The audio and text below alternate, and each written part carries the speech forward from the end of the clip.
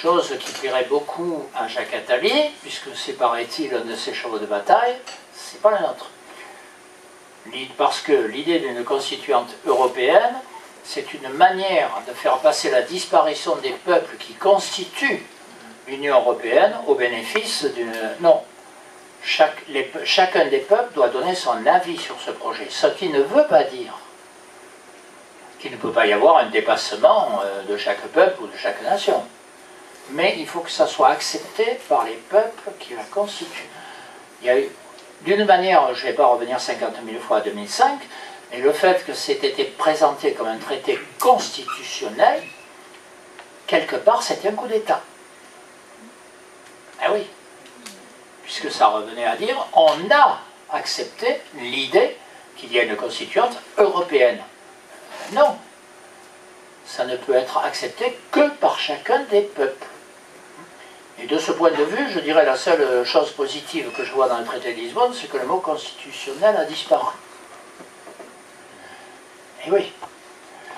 Bon, cela étant, je dis parfois, c'est pas une boutade d'ailleurs, s'il y avait une internationale des constituantes, je trouverais ça très bien. Mais ça veut dire que chacun a fait son pas et qu'il y a un mouvement général qui est initié par tel ou tel pays, ça peut être la France, ça peut être un autre, mais il faut bien qu'il y en ait un qui commence.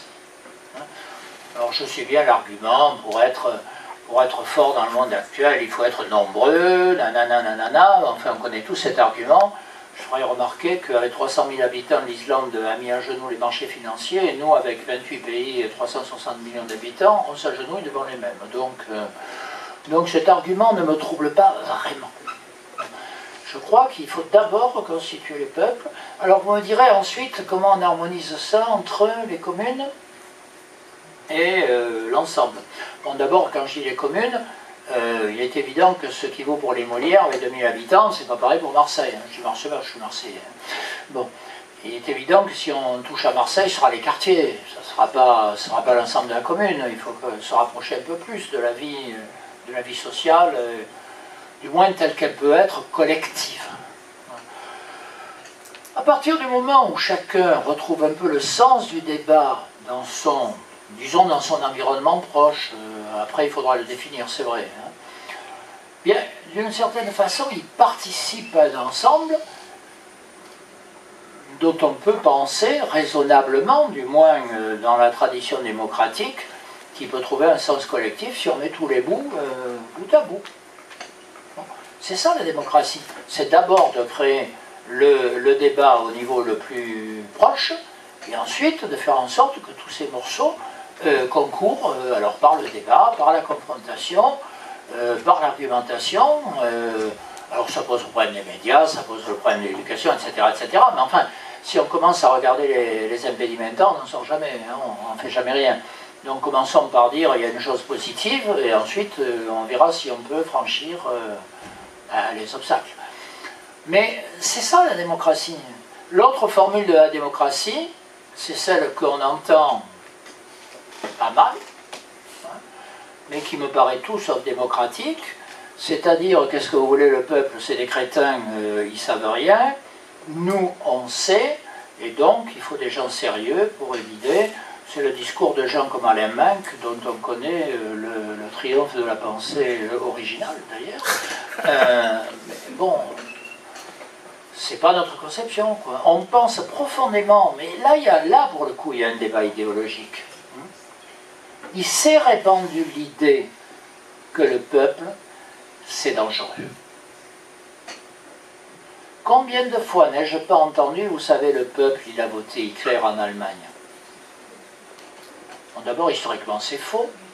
Hitler n'a jamais été, de moins tant qu'il y a eu des élections libres, majoritaire tout seul. Deuxièmement, s'il a eu les pleins pouvoirs, c'est parce que, d'une part, ils ont éliminé les communistes, incendie du Reichstag aidant, et d'autre part, par une alliance avec le Zentrum, qui était plus ou moins le parti du Vatican, quoi. Enfin bref. Bon, ça ne s'appelle pas un vote démocratique, ça s'appelle une manœuvre.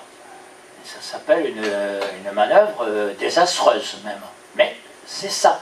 Donc quand on dit ça, il faut quand même revenir à ensuite, bon, les raisons pour lesquelles crise économique, problèmes sociaux épouvantables, inflation galopante, enfin, etc., qui expliquent aussi certains votes. Hein. Bon, c'est un peu trop simple de résumer ça, donc la démocratie c'est mauvais. Hein. Bon. Parce que j'ai assez entendu, revenons, parce que pour moi, c'est vrai que je reviens trop souvent sans doute à 2005, mais en même temps je trouve que c'est tellement symbolique. Hein. J'ai toujours souvenir de Balladur et Moscovici, vous voyez, j'en prends un des deux côtés, disant il vaut mieux pas faire un référendum, on n'est pas sûr du résultat. Effectivement, oui, posé en ces termes, il vaut mieux pas en faire. Mais peut-être qu'il faut le faire parce qu'on n'est pas sûr du résultat, justement. Donc, c'est tous ces problèmes qu'il faut qu'on évoque maintenant. Et je sais bien qu'ils ne sont pas simples, je sais bien que c'est facile de faire des effets de tribune, mais en même temps, il y en a tellement de l'autre côté que parfois ça rétablit un tout petit peu.